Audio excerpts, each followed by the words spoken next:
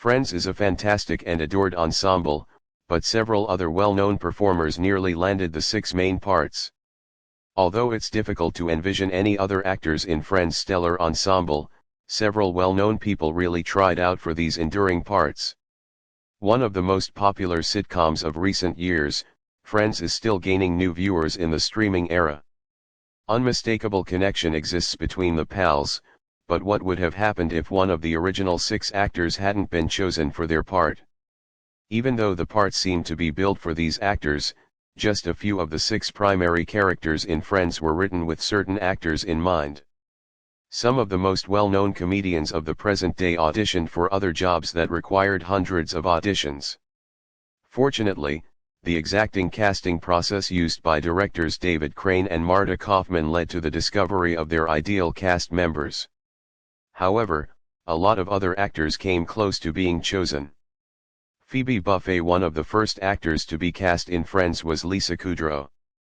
Kudrow gave 2 auditions, but it was her portrayal of Ursula Buffay on NBC's Mad About You that ultimately won executives over for her quirky charms and spot-on comic timing.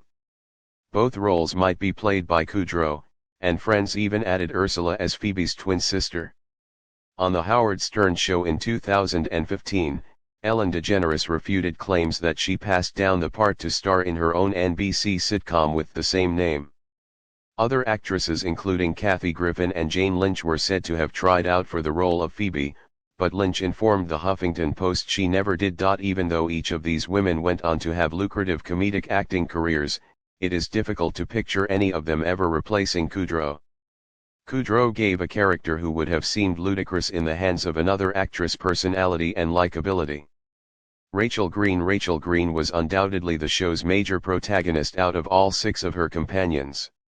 Rachel left her ex-husband at the altar and started a new life in the Friends premiere episode.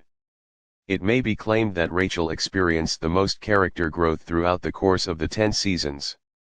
As a result, Rachel was a crucial character to get right. Originally brought in to play Rachel, Courtney Cox eventually became hooked to Monica's feisty nature. Many other actresses were under consideration in addition to Cox to play Rachel. An NBC executive gave Jamie Gertz the role after she gave an audition, via Vanity Fair. Gertz turned down the part still because Crane didn't believe she was Rachel. Gertz then advanced to series regular status on ER and received an Emmy nomination for her performance in Ally McBeal. Along with Gertz and Cox, Jane Krakowski also tried out for the role of Rachel, according to E! News. Later, Krakowski starred in 2 ensemble comedy series, 30 Rock and The Unbreakable Kimmy Schmidt. Monica Geller. Prior to Cox expressing interest in Monica Geller, the writer's preference was Janeane Garofalo, whose voice they imagined while composing the part, via Vanity Fair.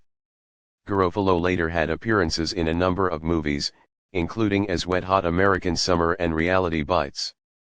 Leah Remini made it to the final stages of the Monica auditions, but she realized she had been unsuccessful when she ran with Cox in the parking lot, via the US Sun. In The One with the Birth, Remini made a comeback as Lydia, a pregnant woman who bonds with Joey over basketball. Remini was cast as Carrie Heffernan in The King of Queens after her appearance on Friends. Nancy McKeon, who had previously performed in an ensemble cast as Jo on The Facts of Life, also tried out for the role. The ultimate choice, according to Kauffman in a Vanity Fair interview, came down to McKeon and Cox, who stood out as more maternal than the other actresses who auditioned. Ross Geller's proper casting was crucial because he is one of Friends' most important characters. Despite his tendency to be socially uncomfortable, the actor had to project a sympathetic and intelligent aspect. Mitchell Whitfield made it far in the audition process, but he ultimately landed the role of Dr. Barry Farber, Rachel's ex-fiancé. Eric McCormack tried out for Ross several times but was rejected, which later helped him earn the lead part in Will and Grace. Additionally, McCormack informed Vanity Fair that James Burrows, the pilot's producer and director, told him several years later, "You wasted your time, honey." For Schwimmer, the part was written. Although numerous performers came close to playing Ross, Schwimmer, who had tried out for a different pilot a year prior, most pleased Crane and Kauffman. Schwimmer was initially reluctant to leave the theater to star in a sitcom because of a negative experience on a short-lived TV program, but he was eventually persuaded. Ross has a unique manner and a wide variety of quotable statements that are tough to imagine coming from anyone else. Joey Tribbiani. The role of Joey was originally envisioned as a traditional ladies' man in Friends, but LeBlanc brought a sweetness to him. In an interview with People, Hank Azaria said he auditioned twice for the role of Joey. He wasn't fit for the part, but he did appear in Friends as Phoebe's love interest David. Louis Mandler was another actor who auditioned for Joey but ended up appearing several years later in a smaller role, The Hollywood Reporter. Ironically, Mandler played a Joey lookalike who Joey tried to pass off as his identical twin to make some fast cash. Mandler is also known as Nick Portokalos from the My Big Fat Greek Wedding franchise. Vince Vaughn also appeared in the role's tryout. Despite the casting director being impressed with his acting, he didn't fit the part as they had imagined, via the Huffington Post. It's interesting to note that Crane and Kaufman's first ideas for Joey didn't align with LeBlanc's audition either. Joey was never foolish when we presented the idea, according to Crane, but LeBlanc played the part exceptionally well. As a result, the show's makers realized that Matt LeBlanc's portrayal of Joey in Friends as a simpleton with a large heart had positive effects on the series. Chandler Bing. The most difficult role to cast was Chandler Bing.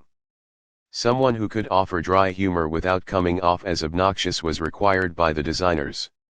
Although Matthew Perry was first considered for the part, he had already signed on to a pilot about luggage handlers called LAX 2194.